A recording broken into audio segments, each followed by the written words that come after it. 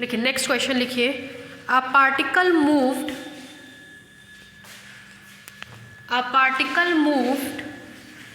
On a smooth sphere,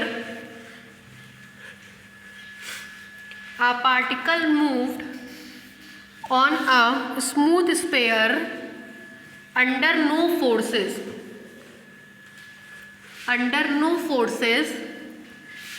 except the pressure of the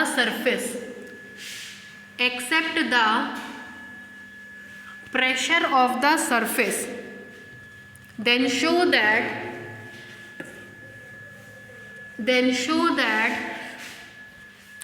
its path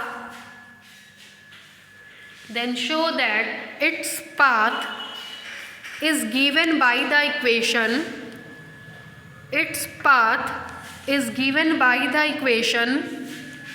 cot theta is equal to cot beta cot phi. Cot theta is equal to cot beta cot phi. नीचे से लिखिए where theta and phi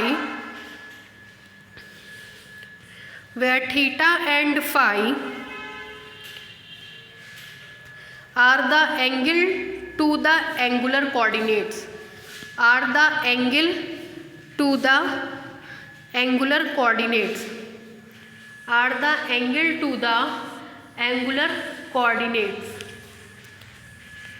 ठीक है।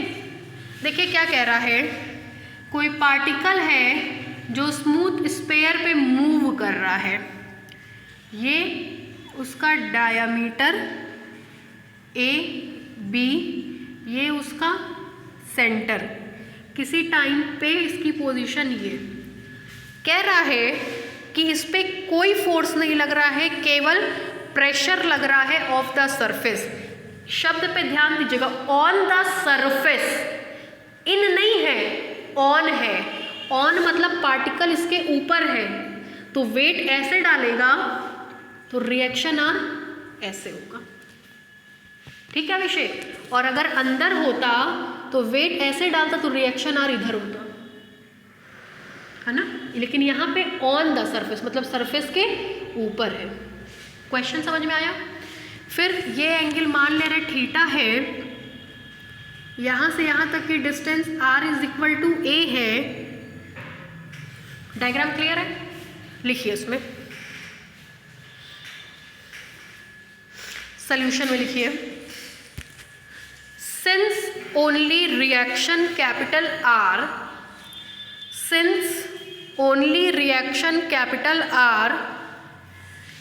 acting on the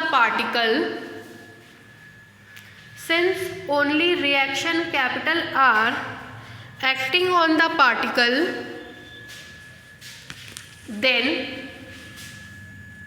R is equal to A. This implies R dot is equal to 0 and R double dot is equal to 0.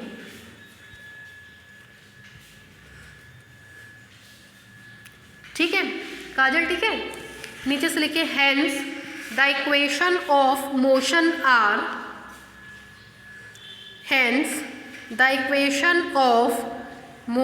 Are, Abhishek लिखवाइए, सबसे पहला वाला बोलिए, M alpha is equal to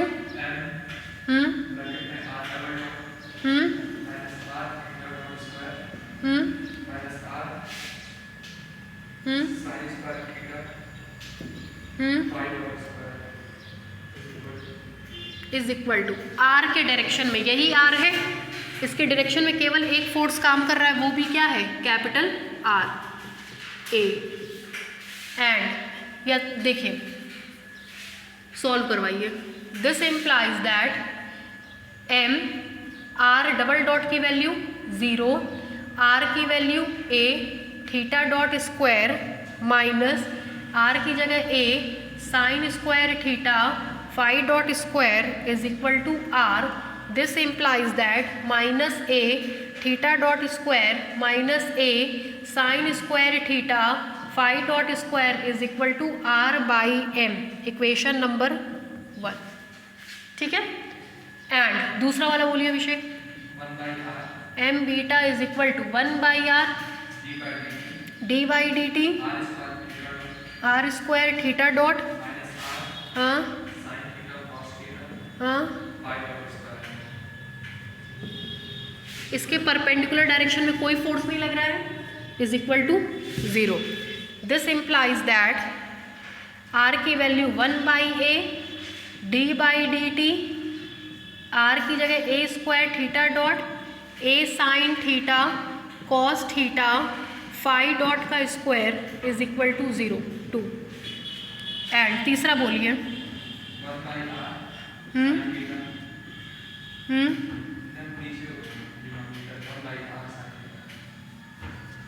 1/r sine theta, हाँ हाँ हाँ, कोई नहीं है force, 0। This implies that 1/a sine theta D by D T a square sine square theta phi dot is equal to 0। Equation number 3। तीनों diagram सब बना लीजिए।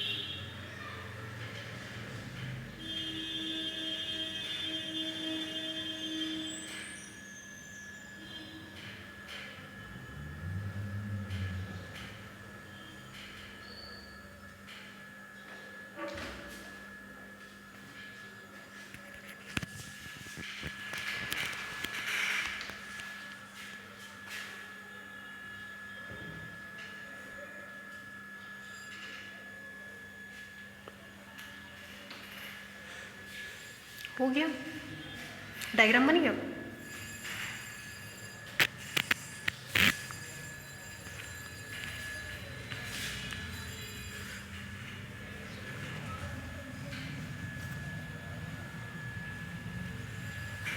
हो गया अभिषेक। अब हर बार हम लोग हमेशा सबसे पहले इसको इस्तेमाल करते हैं, है ना, हर क्वेश्चन में इंटीग्रेट करते थे, एक टर्म आता है, इसको फिर करेंगे। लिखिए from equation 3 comma we have, from equation 3 comma we have, देखिए अब ब्लैक बोर्ड पे बाद में करिएगा, बाहर निकलेगा आएगा a upon sine theta D by D T sine square theta phi dot is equal to 0। ठीक है, this implies that D by D T sine square theta phi dot is equal to 0। ठीक है, on integrating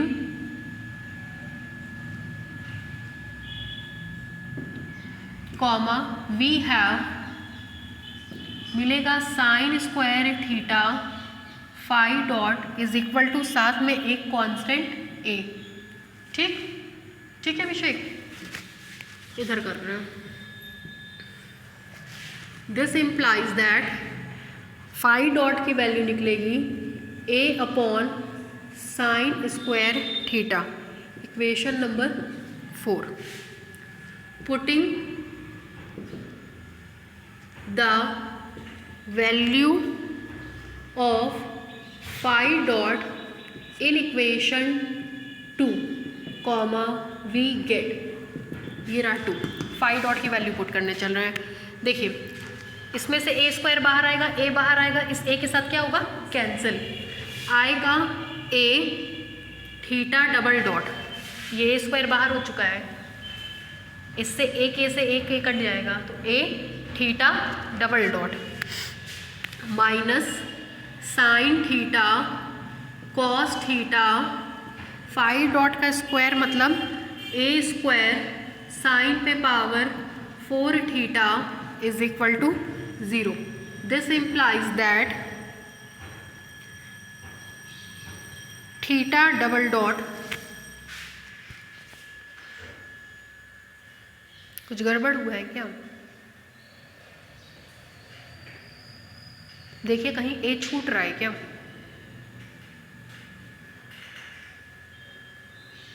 ये bracket नहीं होगा अभिषेक,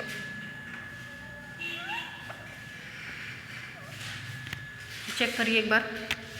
1 by R D by D T R square theta dot, bracket नहीं होता है, नहीं होता है ना,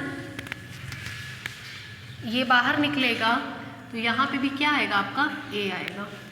ये ए स्क्वायर बाहर निकला, ए से ए कटेगा। ठीक है, this implies that theta double dot is equal to cos theta upon sine cube theta A square. ठीक है काजल, फिर वही पहले वाला process, multiplying both side by 2 theta dot, 2 theta dot का मल्टीप्लाई करते थे और फिर क्या करते थे, and then integrating, and then integrating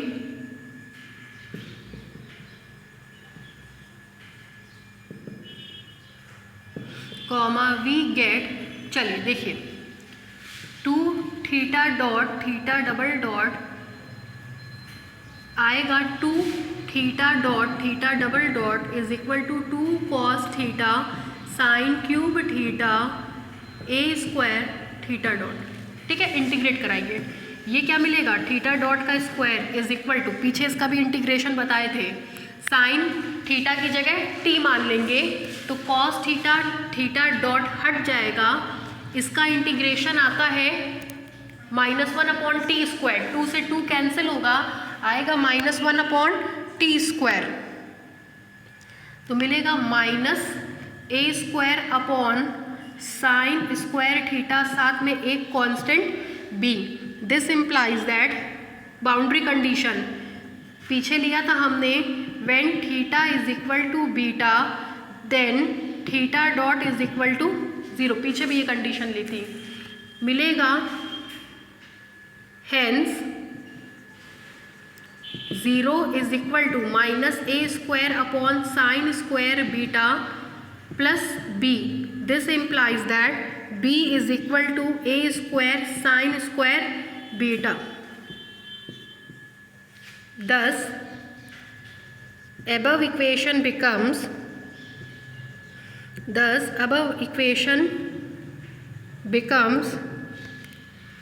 क्या मिलेगा आपको, थीटा डॉट का square is equal to minus A square sine square theta plus A square sine square beta. This implies that theta dot square is equal to A square constant आएगा sine square theta minus sine square beta whole upon sine square theta into sine square beta. यहाँ तक में कोई दिक्कत? उतार लीजिए। कहाँ से? यहाँ तक उतारने के बाद यहाँ से उतारिए। ठीक है, यहाँ से उतारना है, यहाँ से यहाँ तक, फिर वो पूरा।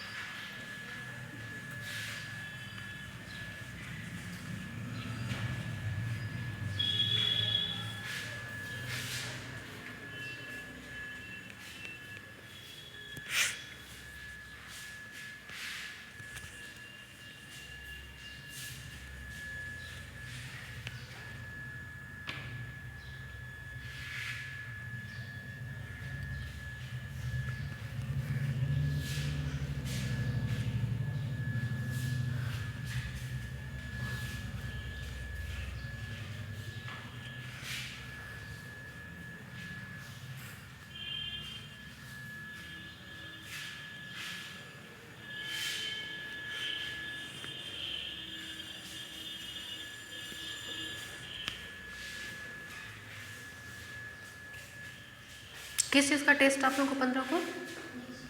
डीजी पूरा ना?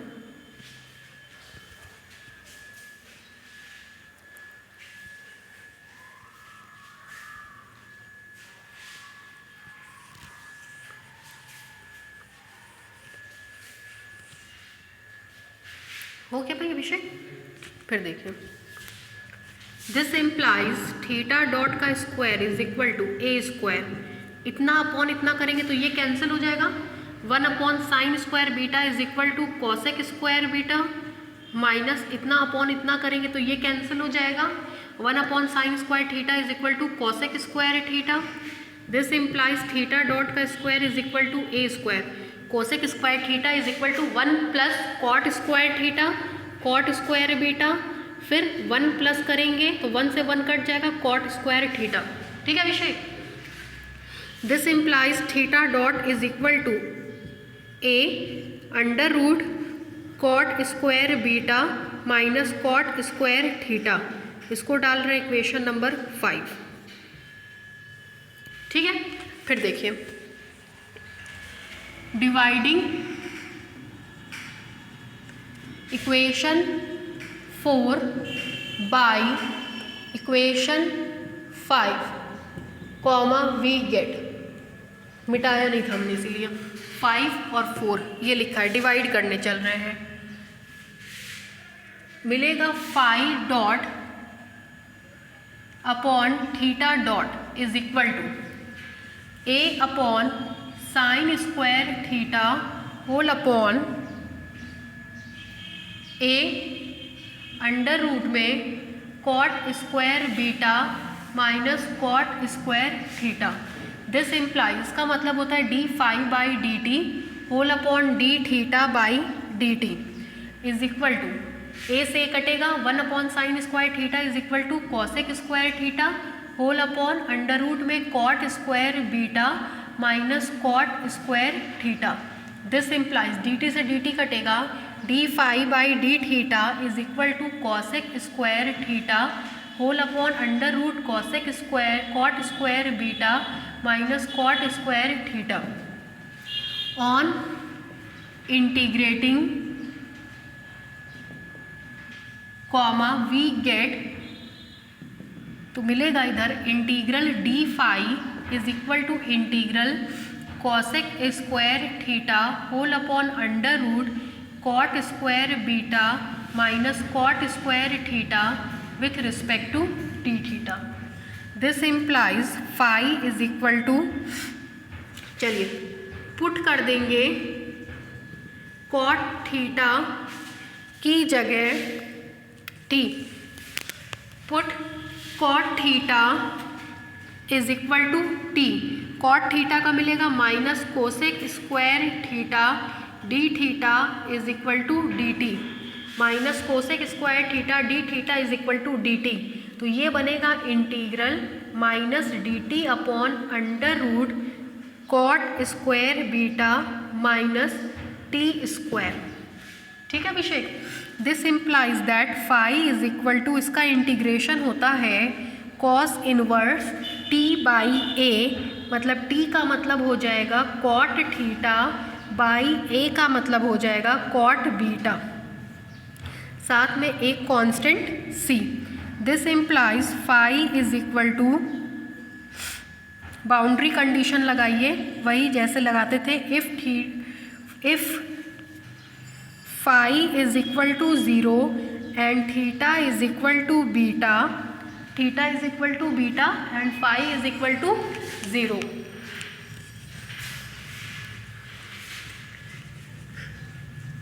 तब देखिए क्या होगा,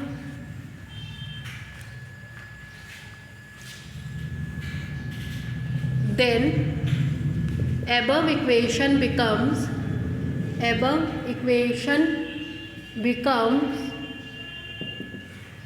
फाई की जगह 0, कॉस इनवर्स थीटा की जगह बीटा, तो आएगा cot beta upon cot beta, साथ में constant c, c is equal to cos inverse 1, cos inverse 1 की वैल्यू 0। ठीक है Abhishek. Thus above equation takes the form, इस केस में आपको इक्वेशन मिल जाएगा ये वाला, phi is equal to cos inverse cot theta upon cot beta, c की वैल्यू 0, इसको इधर भेजेंगे तो cos phi is equal to cot theta upon cot beta. This implies cot theta is equal to cos phi into cot beta. ठीक है, यही proof करना था, बस आज इतना ही। उतार लीजिए। एक क्वेश्चन और बाकी है, वो कल बताएंगे।